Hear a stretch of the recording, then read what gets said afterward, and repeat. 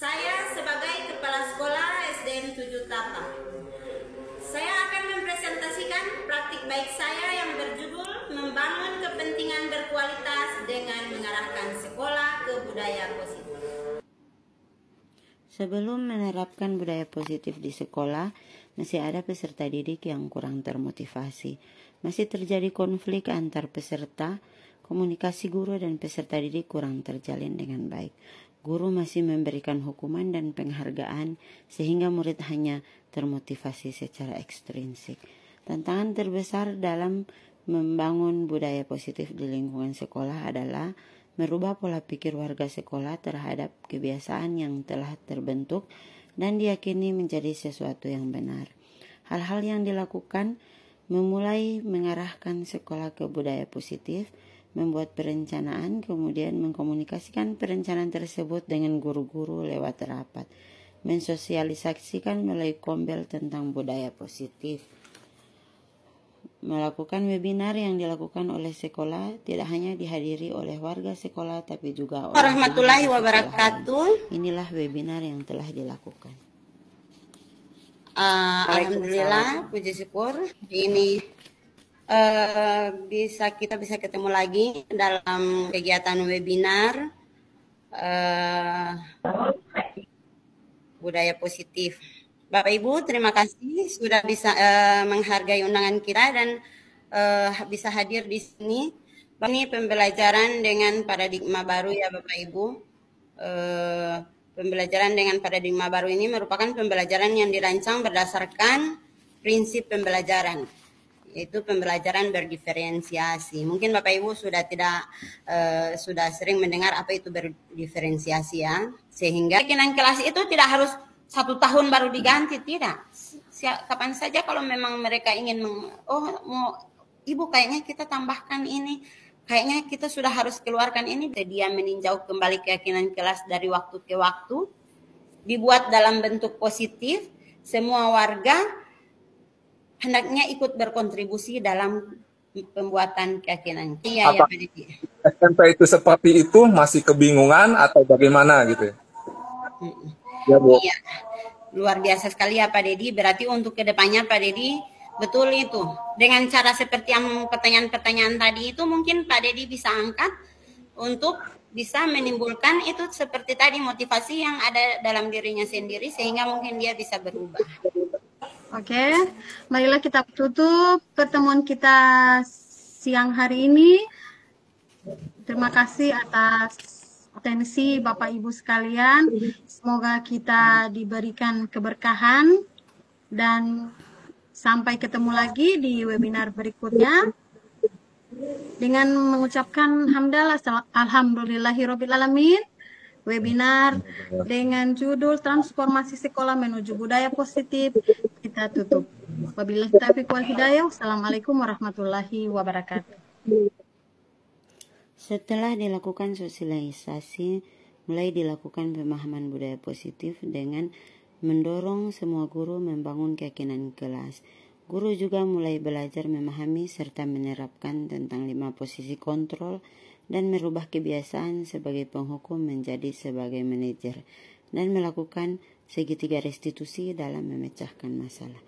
Setelah menerapkan budaya positif, sudah mulai nampak terlihat berkurangnya konflik, komunikasi lebih terbuka, peserta didik lebih termotivasi untuk belajar dan guru merasa didukung, siswa merasa dihargai sehingga hubungan menjadi harmonis.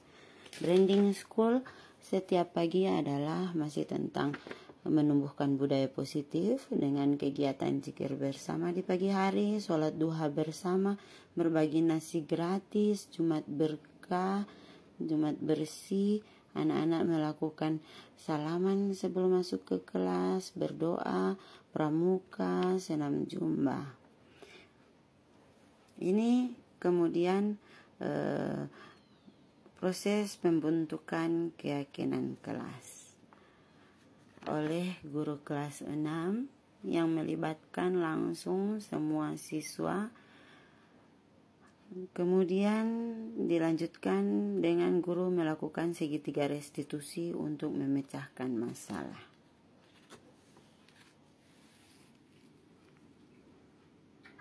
Andika, tadi Ibu mendengar dari guru kelas katanya kamu sering datang terlambat ya? Iya, Bu. Menurut ingatan Andika, sudah berapa kali Andika datang terlambat? Sudah 5 kali, Bu. Sering terlambat suatu kesalahan bukan? Iya, Bu. Baik, Andika, berbuat kesalahan itu manusiawi. Setiap orang pasti pernah berbuat kesalahan. Yang terpenting kita bisa belajar dari kesalahan tersebut dan berusaha memperbaikinya. Setuju? Setuju, Bu. Andika, Ibu tidak mencari kesalahan Andika, tapi kita cari solusi bersama ya. Andika sering datang terlambat pasti punya alasan. Kenapa sih Andika sering datang terlambat?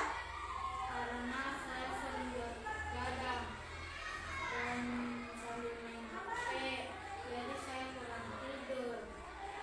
Andika masih ingat keyakinan kelas yang sudah disepakati bersama ibu guru di kelas? Iya, Bu. Kalau terlambat datang ke sekolah sesuai dengan keyakinan kelas tidak? Tidak, Bu. Menurut Andika, keyakinan kelas apa yang sudah Andika langgar? Disiplin, Bu.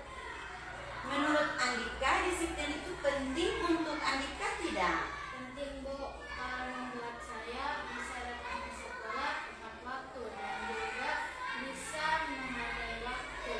Betul sekali adik Andika. Disiplin itu sangat penting. Dengan disiplin dapat membentuk pribadi yang lebih baik dari sekarang dan akan terbawa sampai dewasa. Adik Andika, Ibu harap kedepannya bisa disiplin dan bisa menghargai waktu ya. Iya, Bu, saya sudah menyesal sering terlambat. Saya mohon maaf sudah sering terlambat.